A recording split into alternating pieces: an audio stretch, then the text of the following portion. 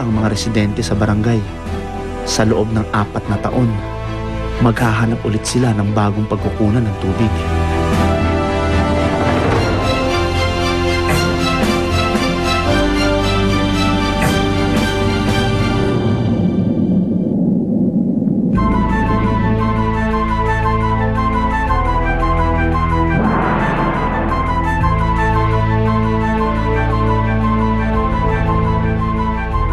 Kung nasa Maynila ka, madaling isipin na maraming pantubig.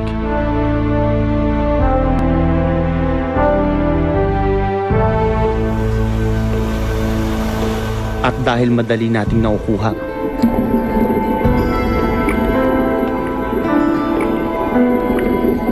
madali rin magpabaya. Bawat araw, 50 milyong litro ng tubig ang nasasayang sa mga bahay pa lang sa Metro Manila. At kung susuriin ang pag-aaksaya ng tubig, makikita kung paanong bawat minuto ay tinatapon natin ang napakahalagang mga patak nito.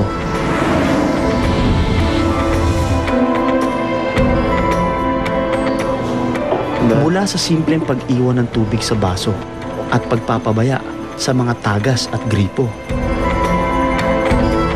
hanggang sa libo-libong litro ng tubig na ginagamit sa irigasyon ng mga palayan.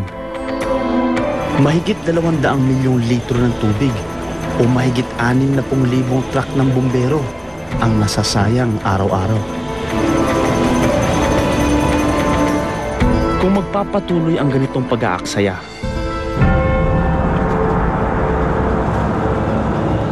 hindi malayong sa taong 2025, pahirap na ng pahirap ang pagkuha ng malinis na tubig.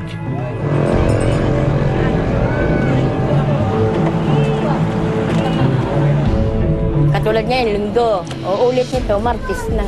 Kaya sa Martes, baka sakali nang makapuno kami sa drum. Wala sa pila. Sa darating na panahon, tubig naman ang magiging ugat ng gulo. At ngayon pa lang, nangyayari na ito sa isang barangay sa Navotas.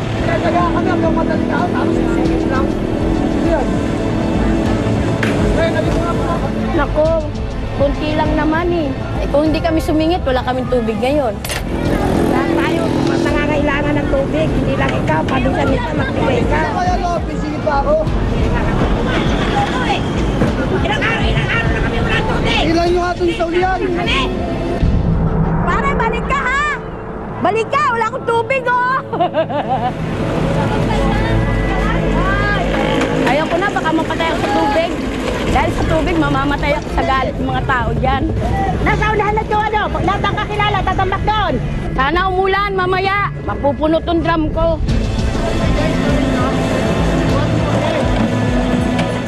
Marahil senyalis na ito sa mangyayari sa mga susunod na panahon.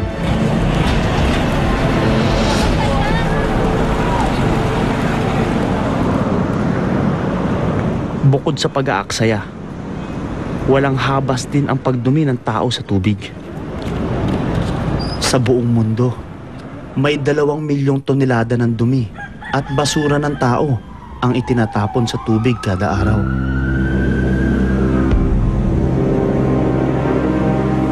Sa Pilipinas, 7% lang ng populasyon ang konektado sa sewer system. Ibig sabihin, mahigit 70% ng ating populasyon ang nagtatapon direkta sa ating katubigan. Tubig na maaari sana natin magamit muli kung may maayos na water treatment system ang bansa. Tinatayang 1 sa bawat 5 Pilipino ang walang malinis na tubig. Yung paglagay ng deadline, may basihan, no? Kung tumataas yung ating populasyon, ay dumadami yung gumagamit ng tubig. Sa isang parte ng Maynila,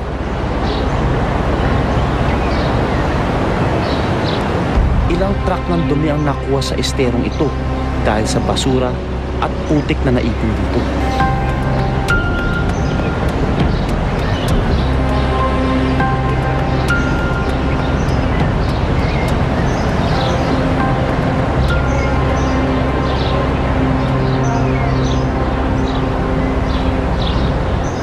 At ayon sa Pacific Institute for Studies in Development, Environment and Security, sa taong 2020, tinatayang mahigit 70 milyong tao sa buong mundo, karamihan mga bata, ang mamamatay dahil sa mga sakit na kaugnay sa maruming tubig.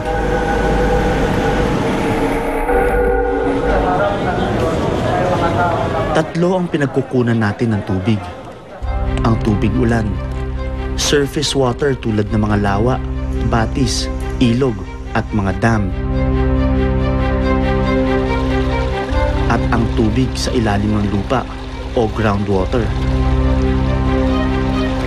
Ang problema, ang pangunahing source ng tubig, ang groundwater at surface water, ay maaaring maging kontaminado dahil sa polusyon.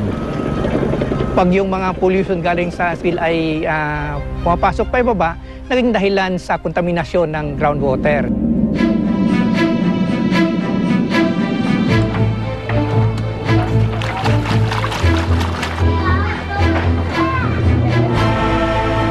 Sa kabila ng matinding pangangailangan ng marami, Ayoko na, baka mapatay ako sa tubig. Dahil sa tubig, mamamatay ako sa galit ng mga tao dyan. nagagawa pa nating magsayang at magdumi. At sa bawat minuto na nagpapatuloy tayong magsawalang bahala, tila papalapit tayo ng papalapit sa deadline. Because of urban growth and population growth, plus climate change is making it worse, we really are facing a water shortage. Even now, there are shortages during the dry season. They're already getting salt water coming in to the groundwater aquifers. I think it's already a problem, but it's going to become worse in the future, and it may even be before 2025.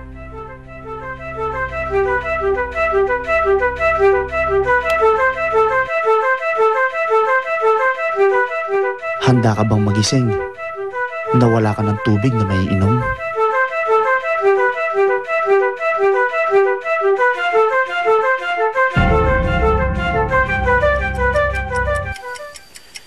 Bibihira na lamang ang ganitong klaseng mga puno. Nakusa na lang bumagsak dahil sa katandaan.